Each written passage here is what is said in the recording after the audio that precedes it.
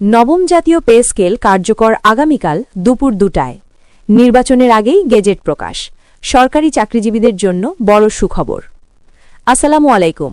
নবম পে স্কেলের নিউজ সবার আগে আপনি দেখতে চাইলে আমার এই চ্যানেলটি সাবস্ক্রাইব করে রাখুন, কারণ আমি পে স্কেলের সত্যি খবর সবার আগে দিয়ে থাকি। অবশেষে বহুদিনের প্রতীক্ষার অবসান ঘটিয়ে সরকারি চাকরিজীবীদের জন্য এলো সবচেয়ে বড় সুখবর। দীর্ঘ আন্দোলন, লাগাতার কর্মসূচি, স্মারকলিপি প্রদান ও একের পর এক বৈঠকের পর আগামীকাল দুপুর ২টা থেকে নবম জাতীয় পে স্কেল কার্যকর করার সিদ্ধান্ত নিয়েছে সরকার। আজ যমুনা ভবনে অনুষ্ঠিত এক গুরুত্বপূর্ণ বৈঠকে এই ঘোষণা দেন সংশ্লিষ্ট কর্তৃপক্ষ।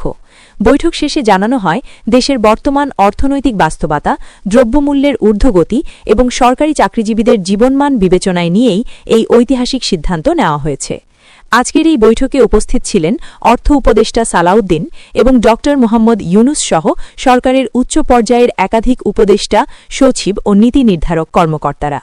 বৈঠকে দেশের সামগ্রিক অর্থনীতি, রাজস্ব আয়, বাজেট ব্যয়, সরকারি কর্মচারীদের বর্তমান বেতন কাঠামো এবং ভবিষ্যৎ পরিকল্পনা নিয়ে দীর্ঘ আলোচনা হয়। আলোচনা শেষে সবাই একমত হন যে আর বিলম্ব নয়, এখনই নবম জাতীয় পে স্কেল কার্যকর করতে হবে। বৈঠক সূত্রে জানা গেছে, সাম্প্রতিক সময়ে সরকারি চাকরিজীবীদের আন্দোলন আরও জোরালো হয়ে উঠেছিল।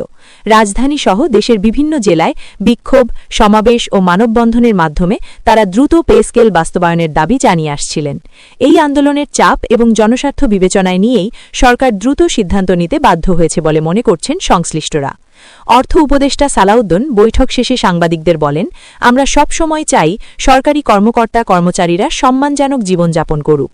বর্তমান বাজার দরের সঙ্গে সামঞ্জস্য রেখে তাদের বেতন কাঠামো হালনাগাদ করা অত্যন্ত জরুরি ছিল। সেই লক্ষ্যেই আমরা নবম জাতীয় পে স্কেল কার্যকর করার সিদ্ধান্ত নিয়েছি। তিনি আরও বলেন, নির্বাচনের আগেই এই পে স্কেলের গেজেট প্রকাশ করা হবে। ড. ইউনুস বলেন, নবম জাতীয় পে স্কেল শুধুমাত্র একটি বেতন কাঠামো নয়, এটি একটি সংস্কারমূলক উদ্যোগ।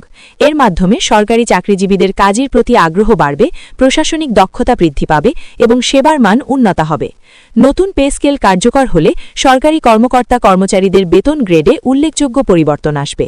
প্রতিটি গ্রেডে বেসিক বেতন বাড়ানো হবে এবং বিভিন্ন ভাতার হার পুনর্নির্ধারিত হবে। এতে করে বিশেষ করে নিম্ন ও মধ্যম আয়ের কর্মচারীরা সবচেয়ে বেশি উপকৃত হবেন। বৈঠকে জানানো হয়, শুধু কর্মরত কর্মকর্তা কর্মচারীদের নয়, অবসরপ্রাপ্ত পেনশনারদের বিষয়টিও গুরুত্ব দিয়ে দেখা হচ্ছে। পেনশন কাঠামো আরও যুগোপযোগী করার পরিকল্পনা রয়েছে। ভবিষ্যতে পেনশনের পরিমাণ বাড়ানো এবং নিয়মিত সমন্বয়ের ব্যবস্থা চালুর বিষয়েও আলোচনা হয়েছে। সরকারি সূত্র জানায়, নতুন পে স্কেল বাস্তবায়নের ফলে সরকারি ব্যয় কিছুটা বাড়বে, তবে সরকার মনে করছে এই ব্যয় দীর্ঘমেয়াদে দেশের অর্থনীতির জন্য ইতিবাচক হবে। কারণ সরকারি চাকরিজীবীদের আয় বাড়লে বাজারে ক্রয় ক্ষমতা বাড়বে, ব্যবসা বাণিজ্যে গতি আসবে এবং কর্মসংস্থানেও ইতিবাচক প্রভাব পড়বে। আজকের বৈঠকে আরও সিদ্ধান্ত হয়, সংশ্লিষ্ট মন্ত্রণালয় ও বিভাগগুলোকে দ্রুত নির্দেশনা দেওয়া হবে যেন তারা নতুন পে স্কেল অনুযায়ী বেতন হিসাব প্রস্তুত করে, যাতে আগামীকাল থেকেই সকল দপ্তরে নতুন কাঠামো অনুযায়ী বেতন কার্যক্রম শুরু করে যায়। সরকারি কর্মচারী সংগঠনগুলোর নেতারা এই ঘোষণাকে ঐতিহাসিক বলে আখ্যা দিয়েছেন। তারা বলছেন, এটি তাদের দীর্ঘদিনের আন্দোলনের ফসল। তবে তারা একই সঙ্গে দ্রুত গেজেট প্রকাশ ও শতভাগ বাস্তবায়নের দাবি জানিয়েছেন। একজন সংগঠনের নেতা বলেন, আমরা এই সিদ্ধান্তকে স্বাগত জানাই, তবে আমরা চাই কোনো ধরনের জটিলতা বা বিলম্ব ছাড়াই দ্রুত গেজেট প্রকাশ করে বাস্তবায়ন নিশ্চিত করা হোক। নবম জাতীয় পে স্কেল কার্যকর হলে দেশের লাখ লাখ সরকারি কর্মকর্তা কর্মচারী এবং তাদের পরিবার সরাসরি উপকৃত হবেন।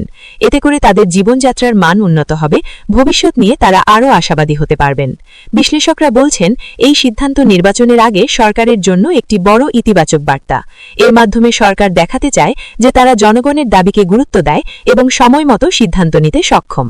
সব মিলিয়ে বলা যায়, আগামীকাল দুপুর ২টা থেকে নবম জাতীয় পে স্কেল কার্যকর হওয়ার ঘোষণা দেশের সরকারি চাকরিজীবীদের জন্য একটি নতুন অধ্যায়ের সূচনা করবে।